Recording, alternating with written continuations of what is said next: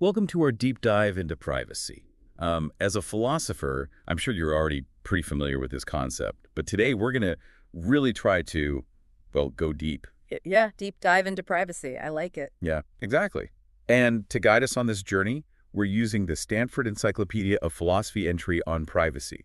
It's super comprehensive, maybe even a little intimidating, but that's what makes it perfect for a deep dive. Definitely intimidating. I mean, it covers everything from ancient philosophy to modern day issues like uh, data privacy and surveillance. Exactly. And we're not going to shy away from any of it. We're Yeah. going to unpack the history, the definitions, the arguments, the whole shebang. It's going to be a philosophical workout for sure. Oh, definitely. So to kick things off, the entry starts by taking us way back to ancient Greece. Aristotle, the polis and the oikos. Right, right. So Aristotle's distinction isn't about privacy directly, but it kind of lays the groundwork for how Western thought has viewed this whole public versus private thing. Okay, yeah, I see that. So the polis, the city, that was like the center of public life, politics, community, all that jazz. And the oikos, the household, that was more the private domain, family, personal stuff. Exactly. So even back then, there was this idea that some parts of life should be shielded from public scrutiny. Like a sacred space, kind of. Yeah. Interesting. So fast forward a few centuries, we get to the liberal thinkers like Locke, Mill, and Rawls. How do they build on this ancient foundation, this polis versus oikos thing? Well, for these guys, privacy starts to move away from being just about physical spaces like the home. It becomes more about individual autonomy and rights. Okay, so less about where you are, more about who you are, what you control. Exactly. Like Locke, he was big on the idea that individuals have a right to their own thoughts, their beliefs, their property, and that kind of implies a right to privacy in these areas. It makes sense. If you have a right to your own thoughts, then someone snooping around in your head would be a violation. Right. Yeah, exactly. And then you have Mill, who is all about individual liberty, freedom to make choices without interference from the state or society. For Mill, privacy was super important for self-development, allowing people to experiment with different identities, beliefs, without fear of, getting punished. So privacy as a space for freedom, for figuring things out. Exactly. And then you have Rawls. He approaches privacy from the perspective of justice. He argues that privacy is, well, essential for protecting individuals from unfair discrimination. Okay, how so? Well, think about it.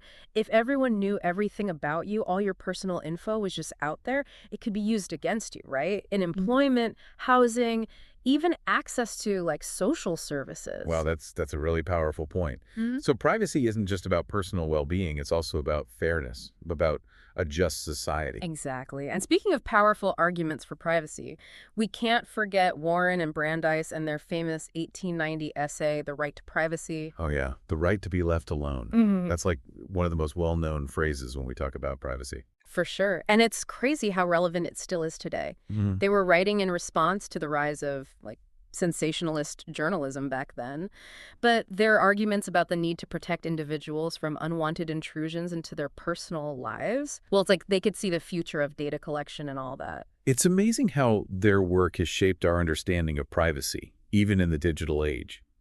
And these legal protections they were pushing for, they become even more significant when we look at the specific way privacy is dealt with in the U.S. Yeah, the U.S. legal system really puts a lot of emphasis on what they call decisional privacy. It's this focus on the right to make personal choices, especially about things like your body and family life. Right, so this is where we see landmark cases like Roe v. Wade coming in, a decision that was very much rooted in this idea of privacy. Exactly. So it's not just a philosophical concept. It has real-world implications, legal consequences that impact people's lives. Absolutely. Yeah. But of course, not everyone agrees that privacy is like some sacred, untouchable right. And the Stanford entry does a great job of presenting those different perspectives, too. Like we have Judith Jarvis Thompson, who comes in with her reductionist argument, right? Yeah, Thompson basically throws a wrench in the whole thing. She argues that privacy isn't actually a distinct right at all. It's just a bunch of other rights bundled together. Okay, so like property rights, bodily security, things like that. Right. So, for example, if someone steals your diary, she would say that's a violation of your property rights, not your privacy rights. Interesting. But does that really capture everything we care about when we talk about privacy? It feels like there's more to it than just, physical possessions or safety. Right. And that's where someone like Thomas Scanlon steps in. He argues that privacy is irreducible, that it's a unique concept with its own moral weight. He says that we have a right to control information about ourselves, to set limits on how we're observed, even if those observations don't directly harm us. So for Scanlon, even if someone peeked into your diary without stealing it, that would still be a violation because they crossed a boundary you didn't consent to. Exactly. He's emphasizing that privacy is about, like, conventionally defined limits on access and observation. Okay, so we have the ancient Greeks drawing a line between public and private, then the liberal thinkers framing privacy as crucial for individual autonomy and justice, and now we have Thompson and Scanlon debating whether privacy is even its own thing. It's like we're building this philosophical framework, layer by layer. And it gets even more complex as we bring in the economic and social critiques of privacy. Ooh, that sounds juicy. So we just left off talking about how not everyone sees eye to eye when it comes to privacy. It's not all, sunshine and roses and everyone agrees it's a fundamental right. There are other perspectives out there that challenge this idea of privacy as some kind of untouchable thing, some kind of fundamental good. Right, and the Stanford Encyclopedia entry does a really good job of bringing in those alternative views. Like we have Richard Posner, right? He's coming at it from like an economic perspective. And he doesn't exactly seem like the biggest fan of privacy. No, he's definitely not singing its praises.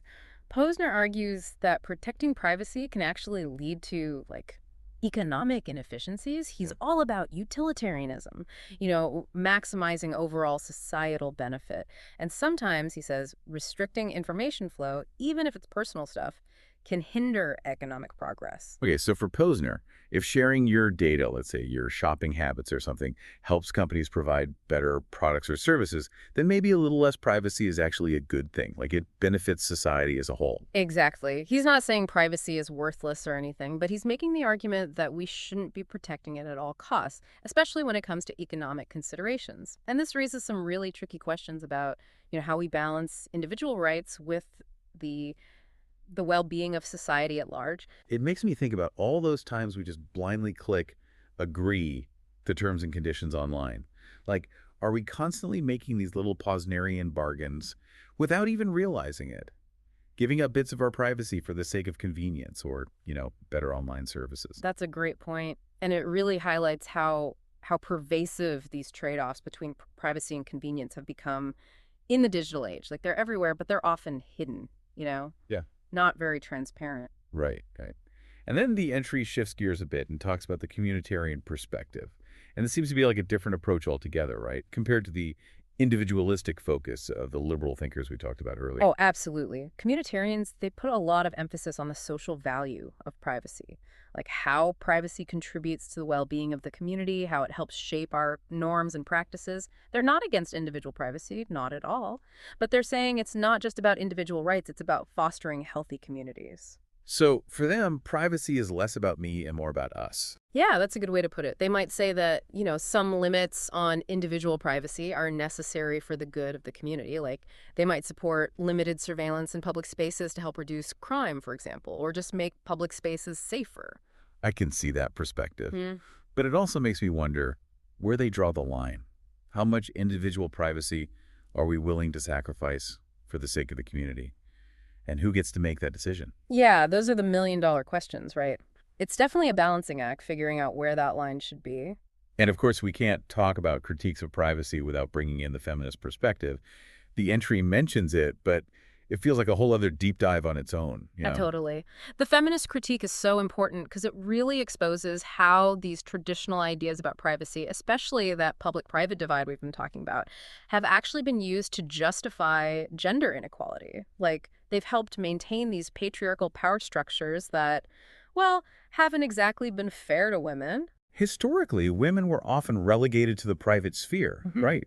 Excluded from public life and denied opportunities that were available to men. So the feminist critique makes us see how privacy can be this double-edged sword. It can be a shield, but it can also be a weapon, depending on who's using it. Exactly. They point out that privacy has often been used to protect men's power and control, while at the same time denying women autonomy over their own bodies and lives. Like, think about issues like reproductive rights or domestic violence or even online harassment. These are all areas where women's privacy is routinely violated. So it's not enough to simply say that everyone has a right to privacy. We need to look at how that right is actually distributed in society, who benefits from its protection, and who ends up being harmed. Precisely. And that brings us to Anita Allen, who offers a really interesting take on the feminist critique. She acknowledges that privacy can be misused, like it can be used to shield abuse and inequality, to hide things that shouldn't be hidden. But she's also cautioning against completely rejecting privacy as a concept. So it's like she's saying, okay, privacy can be problematic, but let's not throw the baby out with the bathwater. It's still essential for protecting individuals and groups who are vulnerable. Right. Allen argues that, yeah, we need to be critical of how privacy has been used to maintain these power imbalances, Mhm. but we also need to recognize its value in promoting autonomy, dignity, freedom from oppression, and that's a really hard balance to strike. It seems like every perspective we look at just adds another layer of complexity to this idea of privacy. And it's not just theoretical, right? It's about real-world issues like how technology is changing our relationship with privacy, how surveillance is becoming more and more pervasive, and how we navigate all of this in our everyday lives.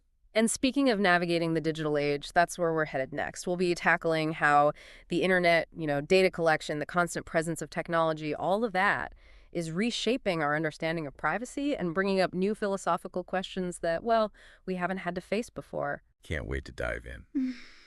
Okay, so we're back. And honestly, my head is spinning a little bit. We've covered so much ground already, from ancient Greece to feminist critiques, and it's clear that privacy is, well, it's complicated. Yeah, no kidding. It's not just about keeping secrets or hiding things. It's about autonomy. It's about justice. It's about the very fabric of our social lives. But how do we even begin to apply these ideas, these concepts, in a world where, like, our data is constantly being collected, analyzed, and, basically turned into a commodity? Right, like in parts 1 and 2, we established that privacy is this multifaceted thing, this really important thing. But with technology moving so fast, how do we even keep up? How do we make sure those values, those principles we talked about, how do we make sure they don't just get lost in the digital noise? It's tough, no doubt. But the Stanford Encyclopedia entry does give us some frameworks, some tools to think about these challenges. And one that I think is particularly helpful is Helen Nissenbaum's concept of contextual integrity. Contextual integrity. Okay. Can you unpack that a little bit? I mean, it sounds pretty academic. It's actually a pretty straightforward idea. Nissenbaum's argument is that what makes something a privacy violation, well, it depends on the context. Like, sharing your medical information with your doctor, that's normal, expected, right? But sharing that same information with your employer, totally different story. Privacy isn't about absolute secrecy, it's about information flowing appropriately within different social contexts. So it's not just about what information is revealed, it's about who it's revealed to and why and under what circumstances. The context is key. Exactly. And this becomes super important when we think about the online world. Like, posting a photo on social media, that's one thing. But having that same photo end up in some facial recognition database used by law enforcement, completely different context, completely different implications for privacy. Right, huge difference. But with data being shared and collected all the time, often without our knowledge, how do we even begin to define these appropriate contexts for privacy online? It feels like we're constantly clicking agree to these terms of service agreements that we don't even read, Uh-huh. just giving away our data without a second thought. Yeah, and that's the scary part. The digital landscape makes it really, really hard to maintain control over our own information. It's like this constant battle, and we're often not even aware that we're fighting it. But I think that's why these control-based approaches to privacy are so important, now more than ever. Right. Those approaches we talked about earlier, Yeah. remind me, what's the main idea there? So thinkers like Weston, Freid, and Scanlon, they argue that privacy is fundamentally about control. Hmm. Control over information, control over decision-making. It's not just about keeping things hidden. It's about having the agency to decide who has access to what information about you and how it's used. So in a way, it's about taking back some of that power we've given away to these tech companies, to these algorithms that seem to know more about us than we know about ourselves. Exactly. It means demanding more transparency from companies about their data practices. It means pushing for stronger privacy regulations that give individuals real control over their digital footprint. And it connects back to that idea of data colonialism, right, that we touched on earlier. It's not just about individual privacy. It's about how data is being used to reinforce existing power dynamics, often in ways that are deeply unfair and unjust. Absolutely. Data colonialism highlights the systemic issues at play here. How our data is being extracted and exploited to, well, to control and manipulate entire populations. And that brings in issues of social justice, of equity, making privacy not just a personal concern, but a collective one. So protecting privacy in the digital age, it's not just about safeguarding our own little bubble. It's about creating a more just and equitable society for everyone. And it requires us to be more than just passive consumers of technology. We need to be active citizens, demanding more accountability from those in power, whether it's governments or corporations or, anyone who's collecting and using our data. Wow, this whole conversation has been a real eye-opener. Privacy is way more than just a right to be left alone. It's about our values, our relationships, our freedom, the kind of society we want to live in. It's about our humanity, really. And as technology keeps advancing, the philosophical questions around privacy will only become more urgent, more complex, more crucial to grapple with. Absolutely. And to our listeners, thank you for joining us on this deep dive. We've covered a lot of ground, but hopefully you've come away with a deeper understanding of what's at stake when we talk about privacy, and maybe even some tools to navigate these challenges in your own lives.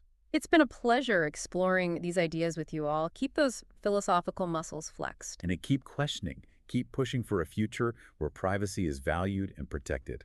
Thanks for listening.